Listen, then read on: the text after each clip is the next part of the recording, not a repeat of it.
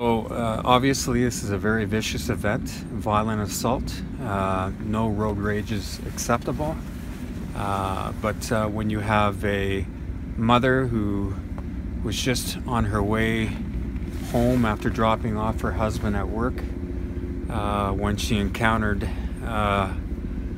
this violent individual, it just gives us all pause, certainly in the police service.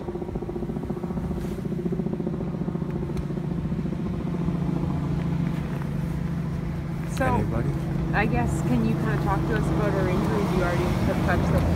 Yeah, I'm not going to go too much into them. They're significant. He is alleged to have attacked her with a crowbar, and she sustained serious injuries. Thankfully not life-threatening.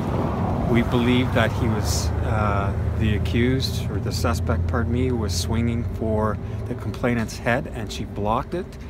Otherwise those injuries could have been even more significant.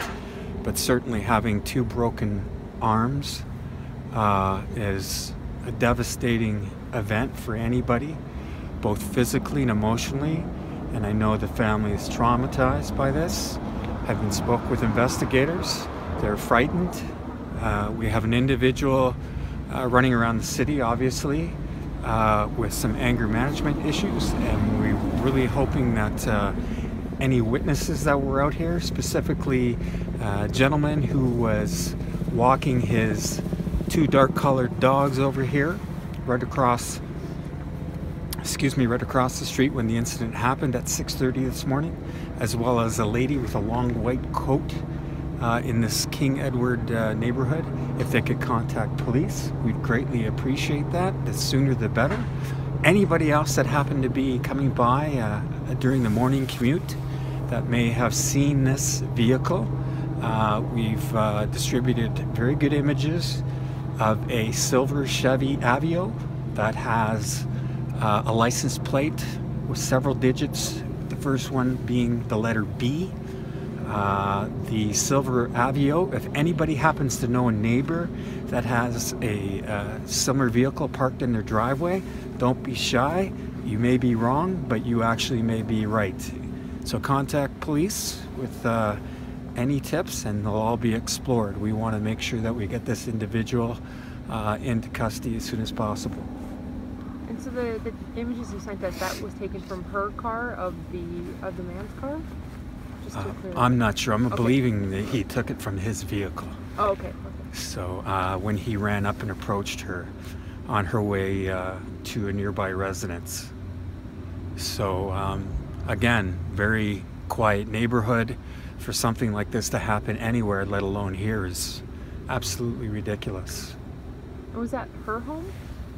I'm not going to say.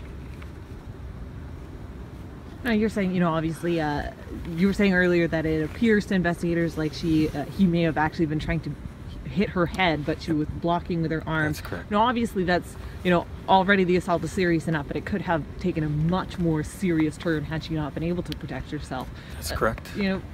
What goes through your mind when you hear about a road rage incident turn that severe? Well, we've had a few of them in the last few months. Certainly this is one of the most violent ones that we've heard of. So the message to everybody out there that's driving, we all have our moments of impatience, but certainly this is crosses the line far beyond what's acceptable, and we all need to be patient and drive together safely and calmly. This individual obviously has none of those characteristics, and it's very upsetting for investigators. It's very upsetting for me to hear this, and that's why we're out here today. We want this individual found.